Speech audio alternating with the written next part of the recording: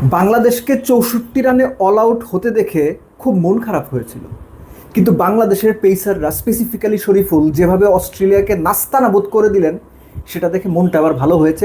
খুব সামান্য হলেও সম্ভাবনা তৈরি হয়েছে যে বাংলাদেশ এই টেস্টে হয়তো কিছুটা লড়াই করতে পারবে। দ্বিতীয় টেস্ট ২ দিনে শেষ হয়ে যাবে, এই সম্ভাবনাও তৈরি হয়েছে।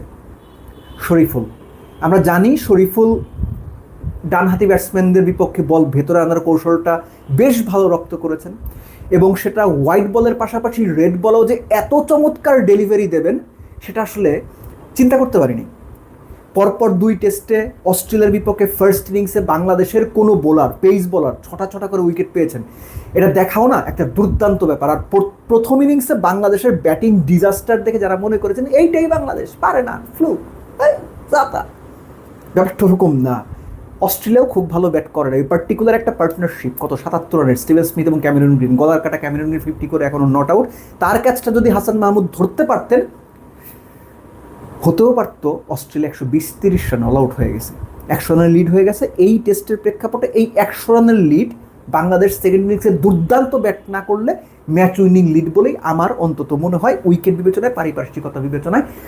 এবং বাংলাদেশের ব্যাটিংয়ের যে কলাপস, শরীফুল ১১ নম্বর ব্যাটসম্যান হিসেবে টপ স্কোরার, এই কলাপসটার পেছনে অস্ট্রেলিয়ান বোলারদের সর্বোচ্চ দায় মিনস হচ্ছে তাদের সর্বোচ্চ ক্রেডিট, সর্বোচ্চ দায় বাংলাদেশের ব্যাটসম্যানদেরও। বাংলাদেশের ব্যাটসম্যানরা যেভাবে আউট হয়েছে সেগুলো যদি আপনি একটু খালি চোখে দেখেন বুঝতে পারবেন যে আসলে কি হয়েছে। সাদমান ইসলাম, এর আগে ম্যাচের আগে দিন একটা আলোচনাতে আমি বলেছিলাম অনেক বেশি ড্রাইভ খেলা, অন দ্য রাইস খেলা, এটা থেকে নিজেকে সামলাতে হবে, অনেক বেশি বল লিভ করতে হবে এবং স্কোয়ার অফ দ্য উইকেটে খেলার চেষ্টা করতে হবে। সাদমান নর্মালি স্টার্ক যেটা করেন, রাইট হ্যান্ড ব্যাটসম্যানের এগেনস্টে বল ভেতরে আনার যে ডেলিভারি, সাদমানের এগেনস্টে ওই ডেলিভারিটাই করেছেন। লেগ মিডল বা মিডল স্ট্যাপে পিচ করেছে, সেখান থেকে লাস্ট মোমেন্টে একটু সুইং, সাদমান ফ্লিক খেলতে গিয়ে ব্যাটটা বোধহয় একটু আর্লি ক্লোজ করে ফেলেছিলেন এইচ নিয়ে গালিতে। সবচেয়ে বেশি খারাপ লেগেছে সেঞ্চুরিয়ান আগের টেস্টের তামিম এবং মুমিনুলের আউটে। দুজনই যে শট খেলে ক্যাচ দিয়েছেন, that was nothing shot. Local ক্রিকেটের ভাষায় ওই ধরনের শটকে বলে খোঁচা দেওয়া, অ্যাবসোলুটলি লিভ করার বল। আর মারবি যখন ভাই জোরে মার, ক্রিকেটে এটা বলা হয়, কোচরা বলেন যে যেটা মারবা ওটা জোরে মারো। এই খোঁচা দিয়া সেকেন্ড স্লিপ, থার্ড স্লিপের হাতে বল দেওয়া, এটা না ভালো লাগে না দেখতে। দুজনেই ফার্স্ট টেস্টে ভালো ব্যাট করেছেন, একজন তো সেঞ্চুরি করেছেন, মুমিনুলও ভালো ব্যাট করেছেন, তারা এরকম খোঁচা দিয়ে আউট হবেন এটা মানা যায় না। এই দুটো মোটেও উইকেট টেকিং ডেলিভারি না। নাজমুল হোসেন শান্ত ফ্লিক খেলতে চেয়েছিলেন না কি করতে চেয়েছিলেন আমি ঠিক বুঝি নাই, কিন্তু তিনিও সাদমানের মতোই he was too early on the shot.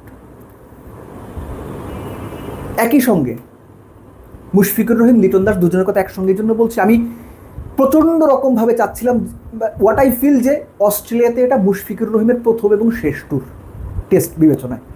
তিনি তার টেস্ট ক্যারিয়ারটা অস্ট্রেলিয়ার মাটিতে রাঙিয়ে দিয়ে যাবেন।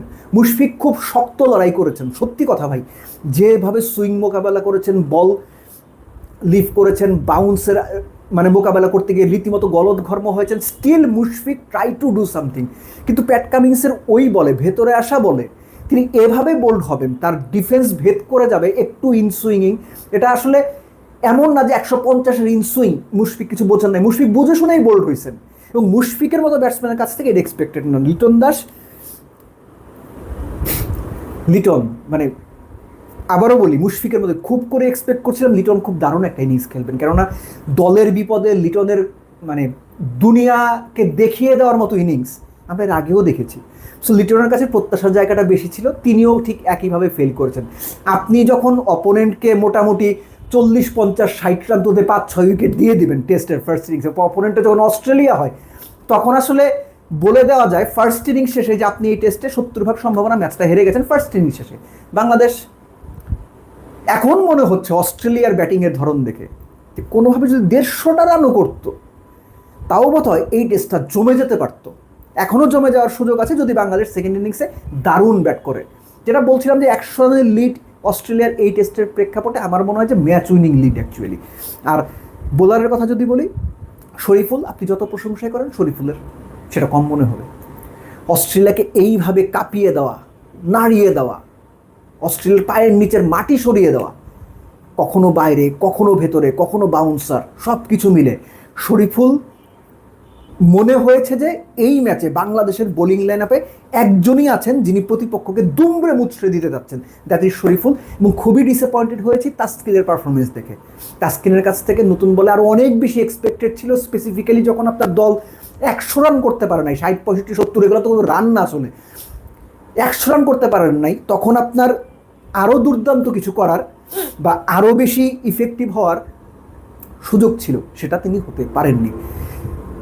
বাংলাদেশ এই টেস্টের প্রেক্ষাপটে ব্যাকফুটে রয়েছে, কিন্তু যারা ওই যে বলছিলেন যে বাংলাদেশ এইরকমই, অস্ট্রেলিয়ার ব্যাটিং দেখে কি মনে হচ্ছে যে অস্ট্রেলিয়া যদি ফার্স্ট ব্যাট করতো তাহলে অস্ট্রেলিয়া 100 অল আউট হইতে পারতো? আমার মনে হয় হইতেই পারতো। ইভেন অন, যেটা আমি একটু আগেই বলেছিলাম যে ক্যামেরন গ্রিনের ক্যাচটা যদি হয়ে যেত, হতেও পারতো অস্ট্রেলিয়া 120-30 অল আউট হয়ে গেছে।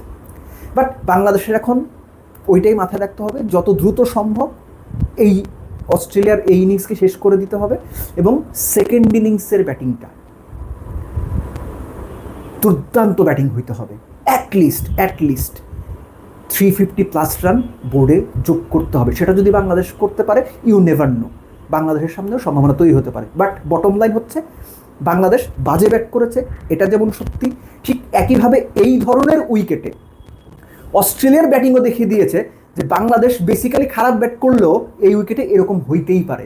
আর এটার জন্য যারা বাংলাদেশ ক্রিকেটের গালবন্ধ করছেন বা বাংলাদেশ ক্রিকেটকে এখন এই মুহূর্তে অনেক বেশি সমালোচনা করছেন, তারাও সঠিক কাজ করছেন বলে অন্তত আমার মনে হয় না।